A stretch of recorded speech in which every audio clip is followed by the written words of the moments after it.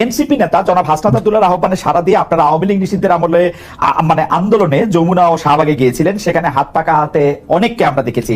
সরকার আওয়ামী লীগের কার্যক্রম নিষিদ্ধও করেছে, কিন্তু এরপর থেকে সোশ্যাল মিডিয়ায় অনেকে আলোচনা করছেন, আমাদের ঘোষণায় অনেকে মন্তব্য করেছেন ইসলামী আন্দোলন বাংলাদেশ গত 15 বছরের সুবিধাভোগী, অর্থাৎ আপনারা গত 15 বছরে সুবিধা নিয়েছেন। বিএনপি জামাত বর্জন করেছে এমন কিছু স্থানীয় নির্বাচনে আপনারা অংশ নিয়েছেন।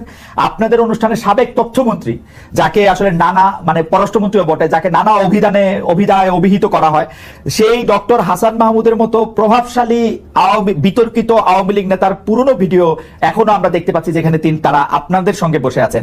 কেউ কেউ এমন মন্তব্য করছেন যখন যারা ক্ষমতায় থাকে আপনারা তাদের সঙ্গে তাল মিলিয়ে চলেন। একটু আপনার মন্তব্য শুনবো। এইটা ভুল বলছেন। যখন যারা ক্ষমতায় থাকে ইসলামী আন্দোলন তাদের সমস্ত সমস্যাগুলি দুর্নীতিগুলি তুলে ধরে, এটা বলতে পারেন। আচ্ছা, আপনি কি দেখেছেন সেখানে শুধু হাসান মাহমুদকে, সেখানে কি বুলু সাহেবকে দেখেন নাই? দেখছি, আমার পাশে দেখছি। তা সেটা বললেন না কেন? না, বুলু সাহেবকেও দেখছি। হাসান আমার স্বরাষ্ট্রমন্ত্রীর সাথে সাথে জি, আপনি বলেন, আপনি শেষ করেন, তারপর বলবো। আমি শেষ করি।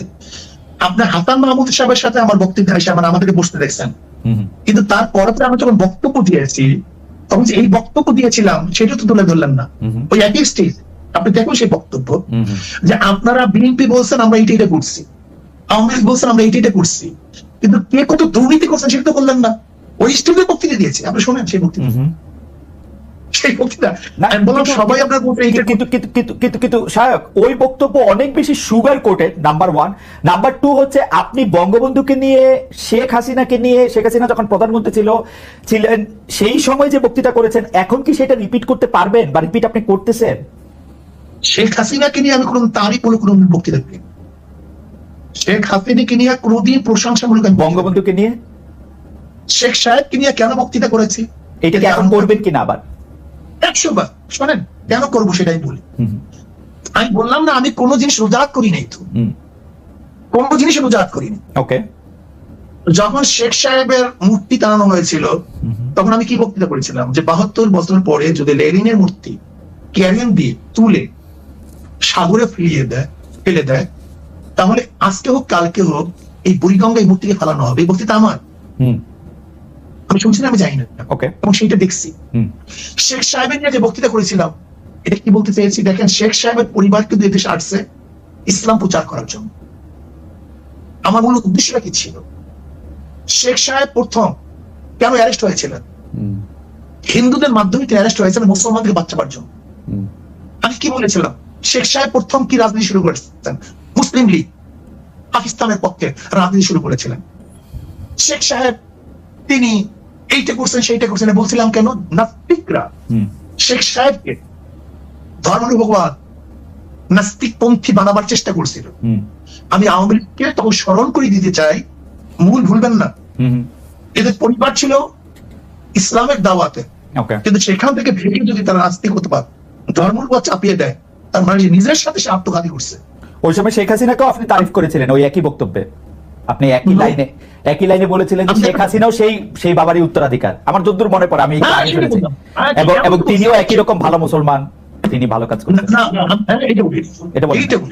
আমি বলছি সেই পরিবারে, ওকে, আমি তার পরিবারকে ইঙ্গিত করে তাকে সজাগ করতে চেয়েছি যে আপনার বাবা দাদি দেখলে মুসলমান, তারা পীর ছিলেন, তারা দাওয়াত দিয়ে এসেছেন, আপনি ইসলামের খেলাফ, ইসলামের বিরোধী কোনো কাজ করতে পারেন না। যেরকম কোন ছেলেকে কেউ যদি সতর্ক করায় তখন তার বাপ দাদার কথা বলে, তোমার বাবা এরকম ছিল, দাদা এরকম ছিল, একদম এই কাজ করতে পারেন। আমার এটি উদ্দেশ্য ছিল। কিন্তু শায়ক, আপনি correct me if I am রং, আপনি কি ওই সময় সাবেক প্রধানমন্ত্রী সরকারের, শেখ হাসিনার বা শেখ হাসিনা সরকারের এই 3টা খারাপ নির্বাচন, সীমাহীন দুর্নীতি, এগুলি নিয়ে আসলে কোনো এরকম একটা অবস্থান নিয়েছিলেন যেটা আপনার শক্তি দিয়ে আপনি আসলে নিতে পারতেন? আজকে আপনার যে বক্তব্য নাই, এমন কোন বক্তব্য নাই যে বক্তব্যে শেখ হাসিনা এবং তার 14 গোষ্ঠী এই মন্ত্রী পরিষদের আওয়ামী লীগের দুর্নীতি তুলে ধরি নাই, এমন কোন বক্তব্য সময় ছিল। আমার একটা রিডিং হইলো আপনারা সেই সময় প্রধান শত্রু হিসেবে গণ্য করতেন হচ্ছে জামায়াতে ইসলামীকে, তারপরে আওয়ামী লীগের মন্ত্রীদের কিছু দুর্নীতির কথা আপনি বলতেন, কিন্তু বাংলাদেশের যে মানুষের উন্নয়ন, বাংলাদেশের মানুষের সুবিধা, সেগুলির কথাও বলতেন। তার ফলে সরকার, মানে সেই সময়কার সরকার একরকম খুশি হতো পীর সাহেব চরমনায়ের উপর বা শাহেকে চরমনায়ের উপর, যে তারা আসলে আমাদের পক্ষেই থাকছেন।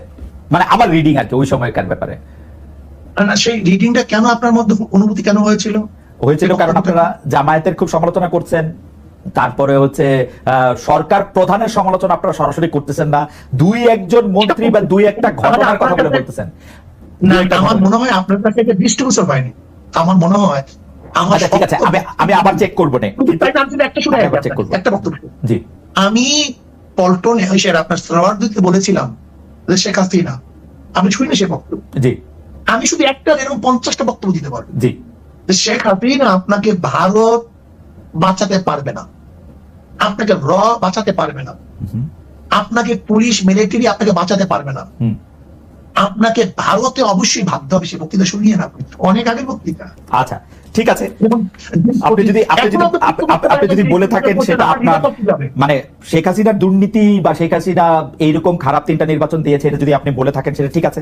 আমার দর্শকরাও নিশ্চয়ই শুনেছেন, শুনবেন, আমিও শুনেছি সরকারের প্রতি আপনার সমালোচনা ছিল, কিন্তু সেইটা ছিল হচ্ছে 2 বা 3 নম্বরে, 2 বা 3 নম্বরে সরকার প্রধানের প্রতি, সরকারের প্রধানের প্রতি আপনি সরকারের মাননীয় সাহেব, সরকার প্রধানের প্রতি ইউ আর সফট, সরকার প্রধানের প্রতি। না, এটা ভুল, এটা ভুল, এই মেসেজ আপনার কাছে সম্পূর্ণ ভুল। আচ্ছা ঠিক আছে, ঠিক আছে, সম্পূর্ণ ভুল। আচ্ছা আমি পরবর্তী এবং প্রশ্নে আসি। সরকার প্রধানের ব্যাপারে আমি যে মন্তব্য করেছি এরকম বক্তব্য আজ পর্যন্ত কেউ দেয়নি। আচ্ছা